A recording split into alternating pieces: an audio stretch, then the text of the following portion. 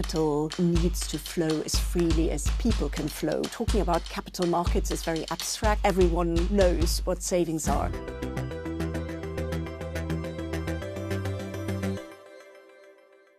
Welcome to The Big Question, a series from Euronews where we speak to some of the most influential people in the world of business. And today is no different. I'm joined by Verena Ross, who is the chair of the European Securities and Markets Authority. It's a real pleasure to have you on the show, Verena. Thank you very much, Angela. It's a pleasure to be here. Now, ESMA's key mission is to enhance investor protection, promote orderly financial markets and safeguard financial stability.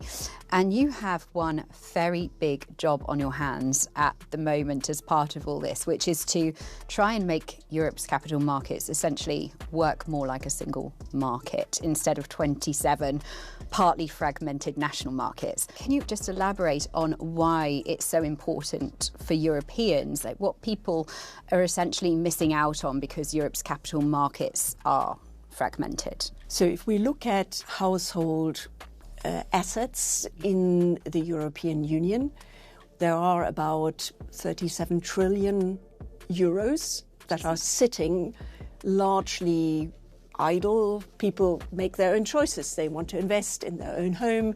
They want to leave some money and cash in the bank.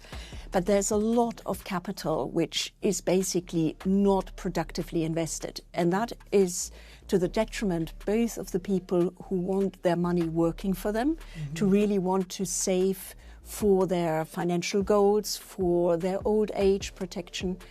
And it's also a problem for companies who are looking for financing. We need to make sure that we are able to live up to the speed of innovation, to the speed of developments in markets globally, and that we position Europe well. We are clearly stronger together.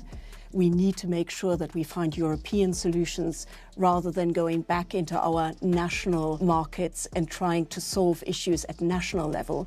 We really need to put all our force together to make sure that as Europe, we can really compete at a global level.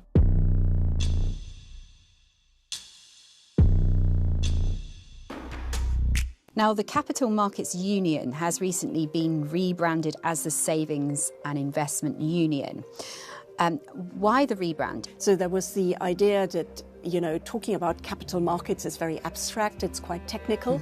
But when you talk about savings, yes, everyone knows what savings are. And if you talk about converting that into investments, yes, that's again something which speaks to people. So I believe there is a general need to recognize that capital needs to flow as freely as people can flow within the European Union. We don't have borders. You can work wherever you want, you can invest wherever you want, and we need to ensure that investors, that citizens feel that they can, make their money work wherever they happen to be based and wherever they want to invest. And so that kind of borderless market is really what we need to focus on. Say compared to the US, do you think that there is that lack of financial education in Europe? In general, in Europe, people are probably slightly less financially literate, but that is not because they don't have the intelligence or the wish to learn about it. It's more the fact that in America, because you don't have state guaranteed pay-as-you-go pension schemes, anyone who works and who needs to think about his old age needs to directly be engaged in thinking about investing in capital markets. In Europe, that's not necessarily the case, and I believe that we as Europeans need to be sure that we ask ourselves the right questions at the beginning of our careers. How can I make sure that I use my money to the best effect? Even if it's not very much on a monthly basis, it can still make a difference if you invest that in a product or that in the long term will provide you with a decent return. Indeed, and Verena, there seems to be a misconception there that you need a lot of money to invest, but what would you say to that? I think what we actually see in many European countries is that when you create that right framework and environment, you can actually see real differences in how the prospects for investors and companies change. You see, for example, in Sweden, They've made quite significant reforms 10, 15 years ago to their pension system, to their taxation system, and to the whole ecosystem around investing and funding.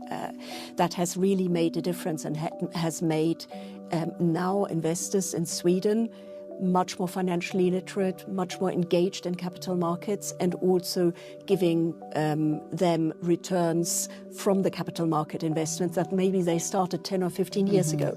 At the same time, we see that the capital markets are quite vibrant there, because you have actually companies going to the markets because they know there are investors that are interested. Similarly, we see in some countries at the moment a real uptick in looking at digital service providers to maybe invest a bit, putting 5 or 10 euros aside. You know, you can actually start with something quite small potentially and still see that developing.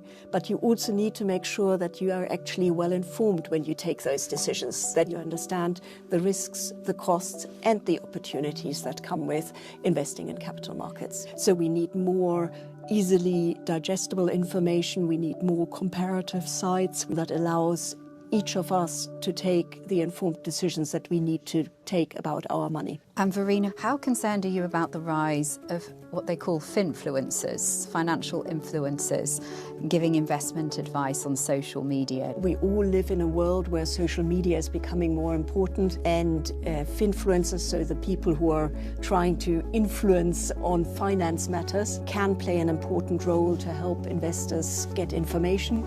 What we have done as ESMA was to also make sure that we alert investors to the fact that, you know, they need to be conscious these people might just be providing their personal opinions, they might not really be experts, and they might be sponsored by companies without properly declaring that. And so you never quite know what is behind that kind of advice or that view that is provided, which, by the way, is not proper advice. Of course. It is a personal opinion most of the time. We've also done some work to try to explain to finfluencers that they need themselves to be careful in how they interact on social media on financial matters, to protect investors and make sure that they get the advice and the support that they need, but in a way that is properly regulated and that ensures that they get fair, clear and not misleading information. Verena, it's been a pleasure to have you on the show, and thank you very much for sharing all of your excellent insights with us. Thank you very much, Angela. It's been a pleasure.